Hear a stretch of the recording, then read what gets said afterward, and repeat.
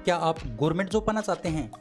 यदि हाँ, तो आपको सफलता जरूर मिलेगी, क्योंकि ज्ञान का अड्डा यूट्यूब चैनल आपको दे रहा है free online classes.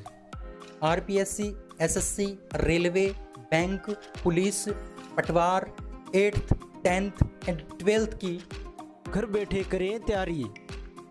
Best faculty के साथ अभी सब्सक्राइब करें ज्ञान का अड्डा यूट्यूब चैनल को और नए नए अपडेट पाने के लिए बेल आइकन प्रेस करें। नमस्कार दोस्तों, स्वागत आपका आपके अपने यूट्यूब चैनल ज्ञान का अड्डा पर। दोस्तों, मैं हूं राकेश सिहाग और मैं आज आपको करवाने वाला हूं चैप्टर नंबर 3। जैसा कि आपको पता है, हम एक पार्ट चैप्टर नंबर 3 का कर चुके हैं और आज हम पार्ट नंबर 2 की चर्चा करेंगे। और जैसा कि आप सभी को मालूम है, हम 3 नंबर चैप्टर के पहले पार्ट में पढ़ चुके हैं। आनुवंशिकी क्या है, आनुवंशिक लक्षण क्या है, वंशागति क्या है, मेंडल का जीवन परिचय क्या है, ये सारी बातें हम पढ़ चुके हैं। आज हम मेंडल के बारे में थोड़ी सी बात आगे बढ़ाते हैं, है ना। मेंडल की चर्चा आगे बढ़ाते हैं। वीडियो बहुत इंटरेस्टिंग होगा, बहुत दमदार होगा, बहुत अद्भुत होगा। वीडियो को आपको अंत तक देखना है और जो भी आपको डाउट हो तो आप कमेंट कर सकते हैं। कमेंट बॉक्स में आपका आंसर आपका दिया जाएगा। हर प्रकार की कंडीशन आपकी समझी जाएगी और आपका पूरा सहयोग इस चैनल के माध्यम से किया जाएगा। दोस्तों, यहाँ पर मैथ और साइंस की क्लास तो रेगुलर चल रही हैं। एसएसटी और इंग्लिश की क्लास बंद हो चुकी हैं, उसका कोई कारण हो चुका है, लेकिन 1-2 दिन में एडजस्टमेंट करके और फिर से आपके लिए क्लास शुरू कर देंगे। नो डाउट, कोई टेंशन नहीं, आपको बस अच्छे से पढ़ना है। अगर हम बात करें साइंस और मैथ की, तो आपको अच्छे से करवाई जा रही है। एक एक पॉइंट, एक एक बिंदु आपके लिए बहुत इंपॉर्टेंट तरीके से बताया जा रहा है। अब आपके ऊपर डिपेंड करता है आप कैसे पढ़ रहे हो, कैसे नहीं पढ़ रहे हो, नोट्स आप बना रहे हो कि नहीं बना रहे, आप प्रैक्टिस मैथ की कर रहे हो कि नहीं कर रहे, वो आपके ऊपर डिपेंड करता है। आपका काम पढ़ने का, हमारा काम पढ़ाने का। हम हमारा काम बखूबी निभा रहे हैं। रोजाना आपके लिए क्लास चलती है। हाँ, संडे के दिन क्लास नहीं चलती, उसके दिन आपकी छुट्टी रहती है। उसके अलावा 6 के 6 दिन आपकी क्लास चलती रहती है ना। आप पढ़ते हो या नहीं पढ़ते वो आपको पता है, लेकिन नहीं पढ़ते तो आपको पढ़ना पड़ेगा, क्योंकि स्कूल कब खुलेंगे, कैसे खुलेंगे और क्या कंडीशन उनकी होगी वो हम नहीं बता सकते, वो आगे आने वाला समय ही बताएगा। इसलिए आपके पास मौका है अच्छे से पढ़ने का, दमदार तरीके से तैयारी करने का, तो इस मौके को गंवाना नहीं है, अच्छे से आपको पढ़ाई करनी है। तो चलिए शुरू करते हैं। लेकिन इससे पहले मैं आपको कहना चाहूँगा, अगर आपने चैनल को सब्सक्राइब नहीं किया है तो आप चैनल को सब्सक्राइब करेंगे, बेल आइकन प्रेस करेंगे, वीडियो को लाइक करेंगे, शेयर करेंगे और टेलीग्राम चैनल को जरूर ज्वाइन करेंगे। और टेलीग्राम चैनल का जो लिंक अब वीडियो के डिस्क्रिप्शन में दिया गया है, क्योंकि अगर आप टेलीग्राम चैनल को ज्वाइन करते हो तो आपको पीडीएफ वगैरह वहाँ पर दी जाती हैं। ठीक है, टेलीग्राम पर आप सर्च भी कर सकते हो, ज्ञान का अड्डा आपको हमारा चैनल मिलेगा, उसको आप ज्वाइन कर लेना, जिससे कि आपको पीडीएफ समय समय पर मिल सके। चलिए बात करते हैं आज के पार्ट नंबर 2 के बारे में। तो आज हम चर्चा करेंगे किसके बारे में, मेंडल के बारे में ही चर्चा करेंगे। भी मेंडल है, उसका जीवन परिचय क्या था, भी किस प्रकार से उन्होंने काम किया था, वो बात हमने पढ़ ली थी। और लास्ट में हमने ये पढ़ा था कि मेंडल को क्या मिल गई थी, सफलता मिल गई थी। मेंडल को क्या मिल गई थी, सफलता। किसके अंदर सफलता मिल गई थी, अपने प्रयोगों के अंदर। अपने प्रयोगों में क्या मिल गई थी, सफलता मिल गई थी। तो वो सफलता क्यों मिली, उसके कारण क्या थे, वो हमें पढ़ना है। भाई उस सफलता मिलने के कारण क्या थे, वो आपसे क्वेश्चन पूछा जा सकता है। क्वेश्चन आपको पूछेगा, मेंडल की सफलता के कारण बताइए, मेंडल की सफलता के कारण बताइए। तो आपसे ये क्वेश्चन अच्छे से पूछा जा सकता है। अब आप इसका आंसर कैसे देते हो वो आपके ऊपर डिपेंड करता है। तो जो भी सफलता के कारण थे वो मैं आपको बताने वाला हूं। तो आप हेडिंग लगा सकते हैं, मेंडल की सफलता के कारण। मेंडल की सफलता के कारण। भाई मेंडल की सफलता के कारण क्या थे, सफलता के कारण।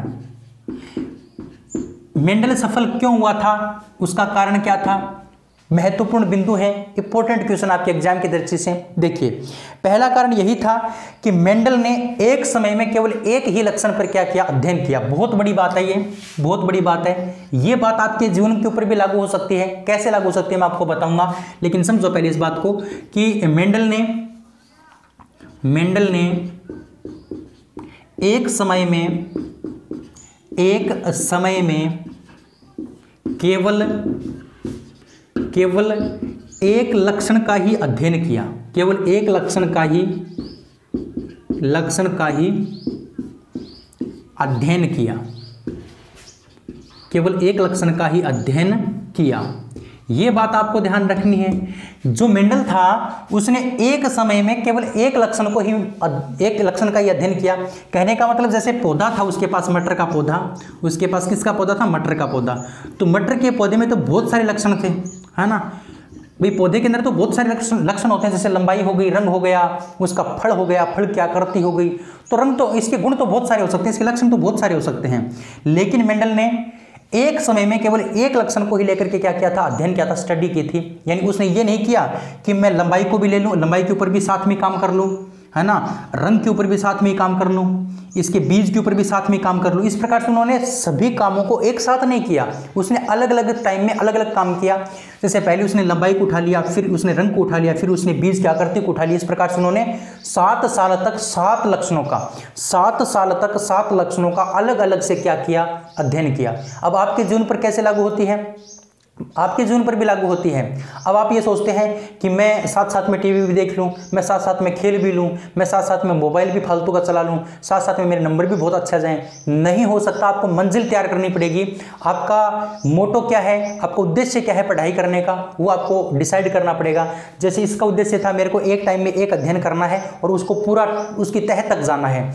तो वही आप सोच लीजिए, आज मान लो आपके पास आज मान लो मंडे है या जो भी दिन है वो आज जो आप समझ सकते हो इसको, मान लो आज मंडे है और आप सब सुबह उठने के बाद अगर आप अपने दिमाग में ये एडजस्ट कर लेते हो कि मुझे इतने बजे उठना है और इतने बजे से लेकर इतने बजे तक मेरे को ये चैप्टर कंप्लीट करना है या इतना चैप्टर कंप्लीट करना है। अगर आप रोजाना एक पेज की अगर आप निर्धारित करते हो और वो पेज आप कंप्लीट कर लेते हो, इसका मतलब आप क्या है, आप अपने सही डायरेक्शन में जा रहे हो, आप भटके हुए नहीं हो। तो इस प्रकार से इन्होंने लक्ष्य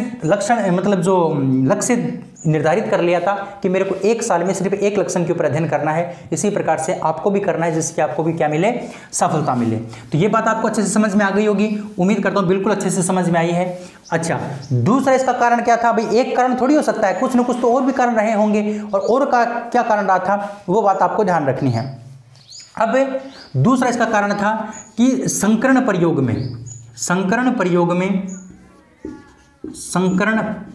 में जो भी इसको आंकड़े प्राप्त हुए थे, उन आंकड़ों का क्या किया था, संख्यात्मक विश्लेषण किया था सावधानी पूर्वक। ये इंपॉर्टेंट बात थी उसकी। संकरण प्रयोग में प्राप्त आंकड़ों का सावधानी पूर्वक सांख्यिकी विश्लेषण किया,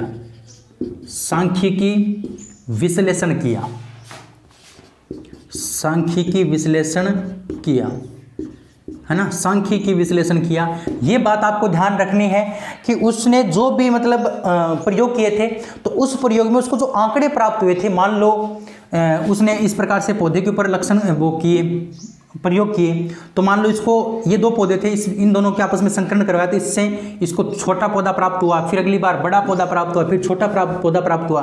तो इस प्रकार ने इसको जो भी मतलब आंकड़े प्राप्त हुए थे, उन आंकड़ों को संख्या के रूप में लिखा था। किसके रूप में लिखा था, सांख्यिकी के रूप में। यानी उनको संख्या के रूप में लिख लिया था, भी लंबे इतने पौधे हैं, छोटे इतने पौधे हैं, मीडियम साइज के इतने पौधे हैं, है ना, लाल रंग कितने पौधे हैं, पीले रंग कितने पौधे हैं। इस प्रकार से मतलब इसने क्या कर लिया, अलग अलग से सांख्यिकी विश्लेषण कर लिया। ये इसकी सफलता का बहुत बड़ा कारण था, ये इसकी सफलता का बहुत बड़ा कारण माना जाता है। तो ये भी आपको ध्यान रखना है। अच्छा, इसके साथ साथ इसने जो पौधे का चुनाव किया था, इसने जो पौधा चुना था, किसको चुना था, अब वो जो उद्यान था, वो जो बगीचा था, उसमें पौधे तो बहुत सारे थे, लेकिन उसने जो पौधा चुना था ना अपने प्रयोग के लिए, वो सावधानी पूर्वक चुना था। और कौन सा पौधा चुना था, मटर का पौधा, जिसको हम पाइसम सेटाइवम भी बोलते हैं। क्या बोलते हैं, पाइसम सेटाइवम। तो ये बात आप याद रखोगे। प्रयोग के लिए पौधे का चयन सावधानी पूर्वक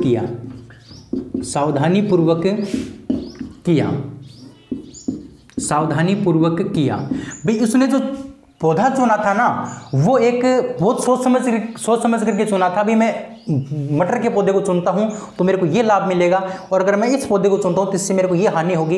इस प्रकार से बहुत सारी सोच चिंतन करने के बाद उसने क्या किया था, मटर के पौधे को चुना था। इसलिए वो क्या हुआ था, सफल हुआ था। तो ये 3 कारण थे उसकी सफलता के। जो आपको अच्छे से ध्यान रखने हैं। और ये 3 कारण ही आपके एग्जाम में पूछे जाएंगे और ये 3 कारण आपकी बुक में दे रखे हैं, इससे ज़्यादा आपको ध्यान नहीं रखना है। लेकिन क्वेश्चन आपको क्या देगा, मेंडल की सफलता के कारण बताइए, तो आपको डायरेक्ट सीधा ये बातें ध्यान रखनी है। और उम्मीद कर सकते हैं ये बात आपको समझ में भी आ गई होगी। इसका स्क्रीनशॉट आप लेना चाहें तो ले सकते हैं। फिर हम आगे बढ़ते हैं। चलिए, स्क्रीनशॉट आपने ले लिया होगा। अब नेक्स्ट चर्चा करते हैं कि भी मेंडल था, मेंडल ने किस पौधे को चुना था, मटर के पौधे को चुना था। तो मटर के पौधे को चुनने का कारण क्या था भी, मटर के पौधे को क्यों चुना, मटर के पौधे को ही क्यों चुना, उसने और किसी पौधे को क्यों नहीं चुना, उसका कारण क्या था, वही बात हम अब पढ़ने वाले हैं। तो अगला जो पॉइंट, अगला जो टॉपिक है वो है मेंडल द्वारा मटर के पौधे के चयन करने का कारण क्या था। मेंडल द्वारा मटर के पौधे का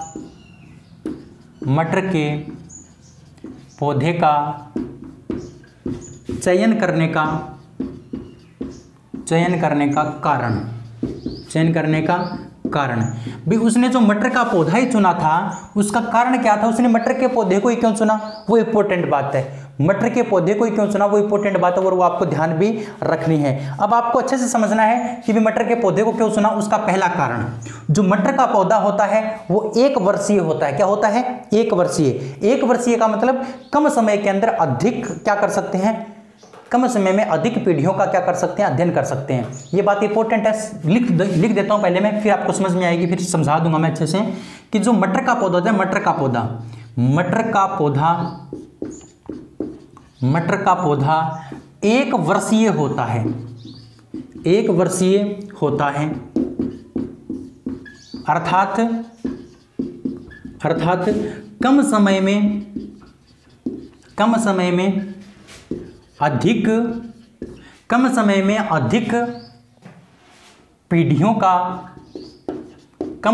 अधिक पीढ़ियों का अध्ययन किया जा सकता है, कम समय में अधिक पीढ़ियों का अध्ययन किया जा सकता है। ये इंपॉर्टेंट बात है, ये बात आपको ध्यान रखनी है कि जो मटर का पौधा है वो क्या है, 1 वर्षीय होता है। 1 वर्षीय पौधा होता है, 1 वर्ष में उसको जो मतलब पीढ़ियां मतलब प्राप्त करनी होती हैं वो 1 वर्ष में हम कर सकते हैं। ठीक है, जैसे मान लो हमारे यहाँ राजस्थान की अगर मैं बात करूँ तो खेजड़ी की बात करते हैं, खेजड़ी की। अब मान लो खेजड़ी के ऊपर हम क्या करने लगे, प्रयोग करने लगे, तो पहले उसको हम क्या करेंगे, बोएंगे, फिर वो अंकुरित होगी, फिर वो बड़ी होगी, उसको 10 साल लग जाते हैं। कितने साल लग जाते हैं, 10 साल। 10 साल बाद वो अपना क्या करेगी, कोई ना कोई प्रभाव दिखाइए। अब 10 साल बताओ, 10 साल ये हुआ, फिर 10 साल एक और इसमें तो व्यक्ति मर जाएगा, लेकिन प्रयोग पूरे नहीं होंगे। इसीलिए इसने क्या चुना था, मटर का पौधा चुना था कि मटर का जो पौधा होता है वो क्या होता है, 1 वर्षीय होता है, यानी 1 वर्ष में सारी पीढ़ियों का क्या कर सकते हैं, हम अध्ययन कर सकते हैं। तो कम समय में अधिक पीढ़ियों का क्या किया जा सकता है, अध्ययन किया जा सकता है मटर के पौधे से थोड़े समय में, है ना। 1 वर्ष में हम 3 से 4 पीढ़ियां प्राप्त कर सकते हैं 1 वर्ष के अंदर इस मटर के पौधे से। इसीलिए इस मटर के पौधे को चुनने का महत्वपूर्ण कारण था। ये बात आपको याद रहेगी अच्छे से, बिल्कुल रहेगी, अच्छे से आपको याद भी रखनी है। अच्छा, दूसरा कारण क्या था, जो मटर का पौधा होता है वो द्विलिंगी होता है। कैसा होता है, द्विलिंगी। ये भी इंपॉर्टेंट बात है। मटर का पौधा द्विलिंगी होता है, द्विलिंगी होता है। अतः स्वपरागण कराना आसान होता है। यानी द्विलिंगी का मतलब इसमें दोनों लिंग होते हैं, इसमें स्त्री केसर भी यानी स्त्रीलिंग यानी स्त्री केसर भी होता है, और पुल्लिंग को हम बोलते हैं पुंकेसर। क्या बोलते हैं, पुंकेसर बोलते हैं। तो इसमें स्त्री केसर और पुंकेसर दोनों पाए जाते हैं, यानी पुरुष और महिला यानी नर और मादा दोनों के गुण पाए जाते हैं इसके फूल के अंदर। इसका फूल ऐसा फूल होता है जिसमें स्त्री केसर भी होता है और उसमें क्या होता है, पुंकेसर भी होता है। यानी कहने का मतलब द्विलिंगी होता है ये, इसमें दोनों लिंग होते हैं, नर का लिंग भी होता है, मादा का लिंग भी होता है ना। ये बात आपको अच्छे से ध्यान रखनी है। तो द्विलिंगी होने के कारण स्वपरागण की जो क्रिया है वो आसानी हो जाती है। स्वपरागण का मतलब अपने ही पौधे के ऊपर क्या करवाना, प्रयोग करवाना, या फिर अपने ही पौधे के बीजाणुओं का आपस में क्या करवाना, क्रिया करवाना, क्या कहलाता है, स्वपरागण कहलाता है। एक ही पौधे के, है ना। यानी स्त्री केसर और पुंकेसर आपस में मिलते हैं, एक ही पौधे के अगर होंगे और एक ही पौधे के अगर मिलेंगे ना तो उस प्रक्रिया को क्या कहते हैं, स्वपरागण कहते हैं। तो अगर ये द्विलिंगी है तो इसका मतलब स्वपरागण की क्रिया क्या है, आसान हो जाती है और इसको ज़्यादा मतलब तकलीफ नहीं होती है। ठीक है, ये इसका दूसरा कारण था मटर के पौधे को चुनने का। तीसरा कारण क्या था, तीसरा कारण था 3 नंबर इसका कारण था कि मटर के पौधे पर कृत्रिम परपरागण आसानी से किया जा सकता है ना। मटर के पौधे पर कृत्रिम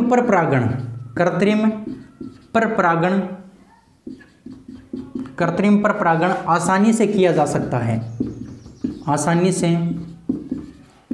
किया जा सकता है, आसानी से किया जा सकता है। यानी जो मटर का जो पौधा है, मटर के पौधे पर कृत्रिम परपरागण भी करवा सकते हैं। यानी स्वपरागण तो होगा ही होगा क्योंकि वो द्विलिंगी है, लेकिन हम किसी दूसरे पौधे के ऊपर भी लेके जाके और वहां पर क्या करवा सकते हैं, आपस में क्रिया करवा सकते हैं, परागण करवा सकते हैं। उसको बोलते हैं कृत्रिम परपरागण। क्या बोलते हैं, कृत्रिम परपरागण। तो किसी दूसरे के साथ भी हम क्या कर सकते हैं, किसी दूसरे पौधे के साथ भी इनके बीजाणुओं को आपस में मिला सकते हैं, उसको बोला जाता है कृत्रिम परपरागण। तो कृत्रिम परपरागण भी क्या है, आसानी से किया जा सकता है। इसके साथ साथ जो मटर का पौधा होता है उसमें बहुत सारे क्या पाए जाते हैं, लक्षण पाए जाते हैं, अलग अलग प्रकार के ज्यादा लक्षण पाए जाते हैं इसके अंदर। मटर का जो पौधा होता है इसमें बहुत सारे क्या पाए जाते हैं, लक्षण पाए जाते हैं, इसलिए अधिक लक्षणों का क्या हो सकता है, प्रयोग हो सकता है। भाई एक तो पौधा है उसके ऊपर 2 या 3 लक्षणों मतलब प्रयोग हो, और एक पौधा ऐसा हो जिसके ऊपर 10 प्रयोग हो सके, तो कौन सा पौधा लेना चाहिए, 10 प्रयोग वाला ही लेना चाहिए, क्योंकि उसमें हम अध्ययन ज्यादा कर सकते हैं। तो यही कारण था कि जो मटर का पौधा है इसके ऊपर क्या थे, अत्यधिक या फिर अधिक क्या थे, विपर्यासी लक्षण थे। अधिक क्या थे, विपर्यासी लक्षण थे। ये बात आपको ध्यान रखनी है। 4 नंबर है, मटर के पौधे में क्या थे, विभिन्न प्रकार के विपर्यासी लक्षणों के जोड़े थे। मटर के पौधे में विभिन्न लक्षण होते हैं, विभिन्न लक्षण होते हैं या फिर विपर्यासी लक्षण होते हैं। क्या होते हैं, विपर्यासी लक्षण होते हैं। मटर के पौधे में विभिन्न क्या होते हैं, विपर्यासी लक्षण होते हैं। कहने का मतलब अलग अलग प्रकार के लक्षण होते हैं, जैसे लंबाई का अलग हो गया है ना, रंग का अलग हो गया, और उनके जोड़े पाए जाते हैं। क्या पाए जाते हैं, जोड़े पाए जाते हैं। और जोड़ा तो हर चीज़ का होता है। एक जो लक्षण होता है ना उसके 2 मतलब कंडीशन होती हैं। जैसे लंबाई की अगर बात करें तो या तो व्यक्ति लंबा होगा या व्यक्ति बौना होगा। रंग की बात करें या तो गोरा होगा या फिर क्या होगा, सांवला होगा, है ना। तो हर चीज़ के 2 लक्षण होते हैं। हर मतलब लक्षण के 2 रूप होते हैं। लक्षण एक ही, अभी रंग का लक्षण है तो उसके 2 रूप हो सकते हैं, तो गोरा एक सांवला व्यक्ति की अगर बात करें तो वही बात है, हर लक्षण के 2 रूप होते हैं। और वही 2 रूप किसके अंदर थे, इसी मटर के पौधे में थे। लेकिन क्या थे, बहुत ज़्यादा मतलब लक्षण थे, 1-2 लक्षण नहीं, बहुत ज़्यादा थे, 7 से 8 लक्षण थे। इसलिए इस पौधे को चुनना आवश्यक समझा, क्योंकि उसके ऊपर लक्षणों की संख्या ज़्यादा थी, तो ज़्यादा लक्षणों के ऊपर क्या हो सकता था, अध्ययन हो सकता था। इसीलिए इसने मटर के पौधे को ही चुना। तो ये 4 कारण थे मटर के पौधे को चुनना, और उम्मीद करता हूं ये बातें आपको समझ में आई होगी।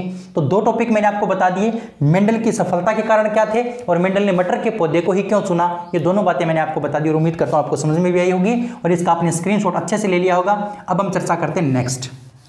अब देखिए यहां पर मैंने बात की है मटर के पौधे में क्या होते हैं, अनेक प्रकार के विपर्यासी लक्षण होते हैं। अब टॉपिक आएगा कि मटर के पौधे में कौन कौन से विपर्यासी लक्षण होते हैं। भाई देखो कड़ी से कड़ी जोड़ने की कोशिश कर दी मैंने, एक कड़ी से कड़ी जोड़ने की कोशिश कर दी। अगर आप देखोगे तो जब मैंने आपको लिखवाया था ना, मतलब जब मैंने आपको पढ़ाया है अभी सफलता के कारण, तो उसमें मैंने लास्ट पॉइंट क्या लिखवाया था कि उसने मटर के पौधे का चयन सावधानी से किया, है ना। फिर मैंने टॉपिक अगला क्या ले लिया, मटर के पौधे का चयन ही क्यों किया। भाई उसी से एक क्वेश्चन बन गया और उसी क्वेश्चन के आधार पर मैंने आपको डिटेल बता दी। अब यहाँ पर क्वेश्चन बनता है कि मटर के पौधे में कौन कौन से विपर्यासी लक्षण पाए जाते हैं। ये क्वेश्चन तो मैंने आपको बता दिया कि मटर के पौधे में बहुत सारे क्या होते हैं, विपर्यासी लक्षण होते हैं। अब क्वेश्चन बनता है कौन कौन से विपर्यासी लक्षण होते हैं, तो यहीं से हमारा अगला टॉपिक निकलेगा।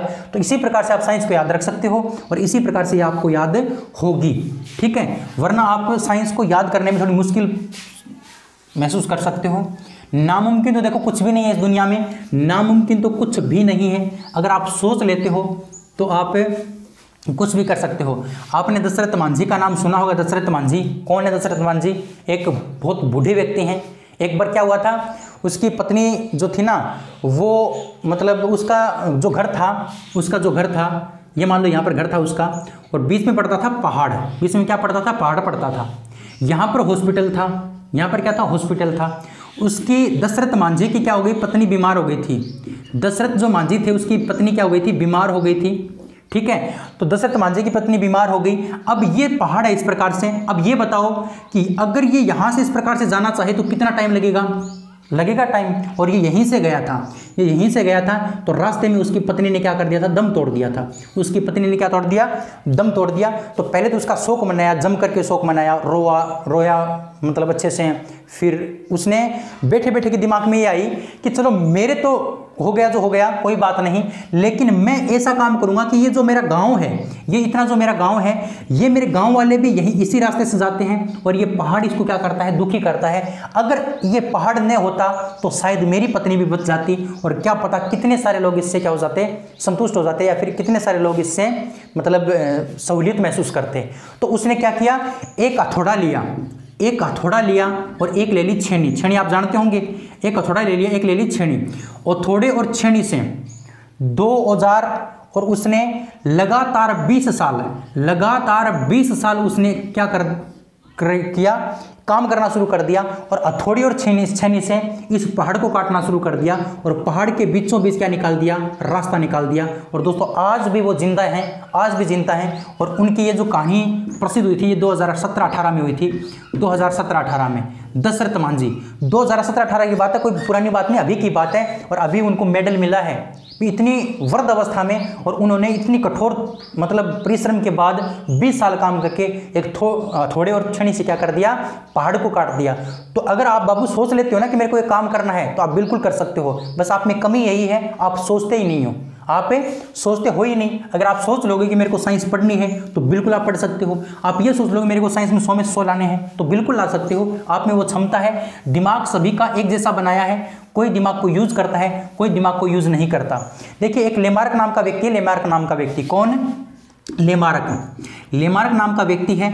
लेमार्क नाम का व्यक्ति ये कहता है कि अगर आप किसी भी अंग का उपयोग नहीं करते हो, लेमार्क नाम का जो व्यक्ति वो कहता है कि अगर आप किसी भी अंग का उपयोग नहीं करते हो तो वो अंग धीरे धीरे क्या हो जाता है, विलुप्त हो जाता है। धीरे धीरे क्या हो जाता है, विलुप्त हो जाता है। और इसने उदाहरण भी दिया है। उदाहरण किसका दिया है? एक तो ऊंट का उदाहरण दिया है, एक सांप का उदाहरण दिया है ना, एक सांप का उदाहरण दिया है। क्या उदाहरण दिया कि जो ऊंट थे पहले उसके 5 पैर हुआ करते थे।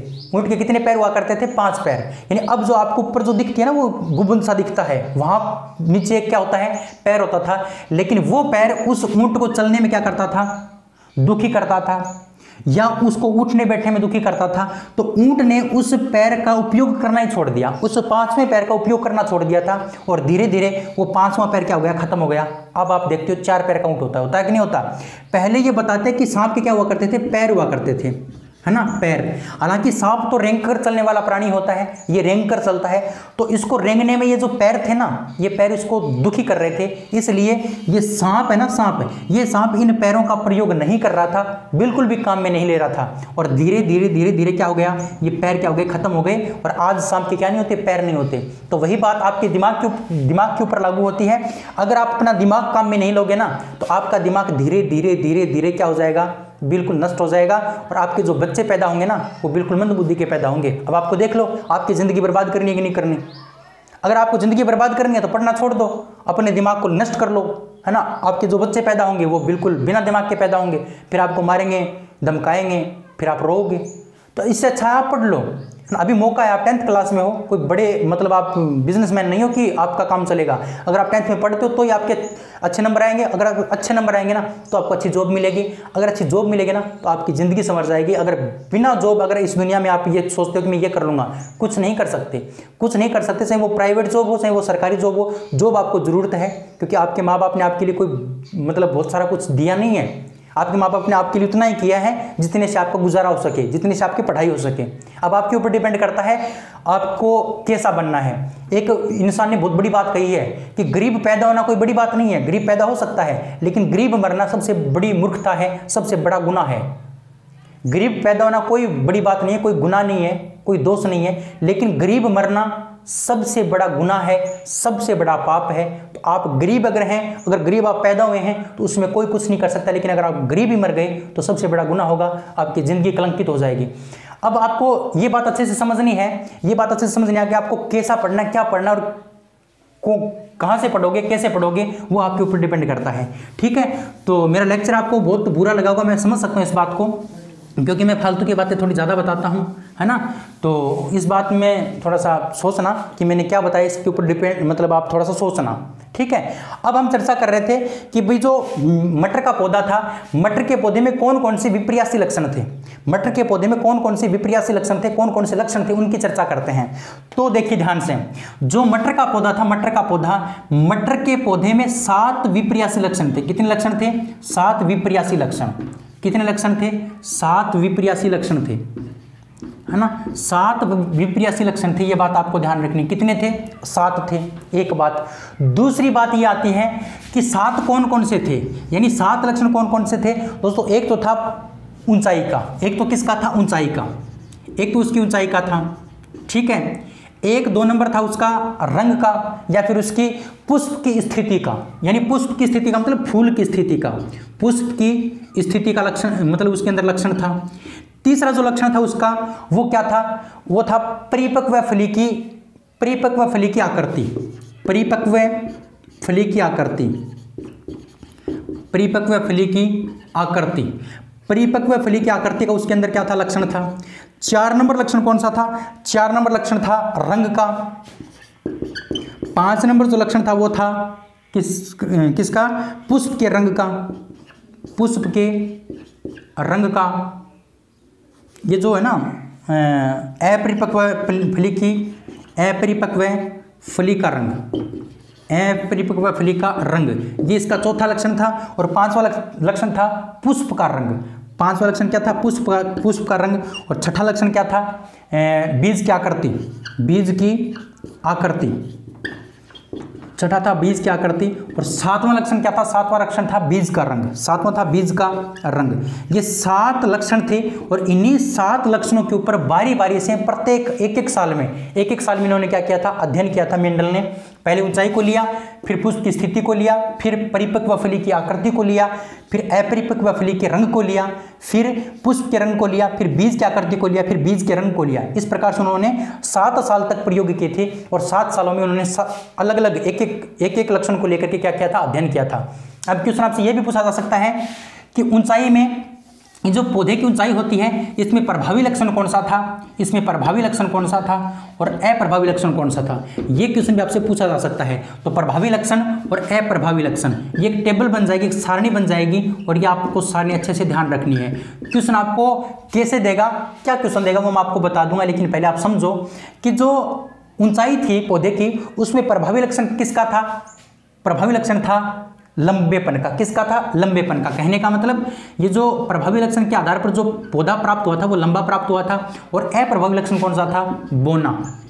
अप्रभावी लक्षण बोना था, मतलब ये बोनाजोपन है ना, वो अपना प्रभाव नहीं दिखा पा रहा था।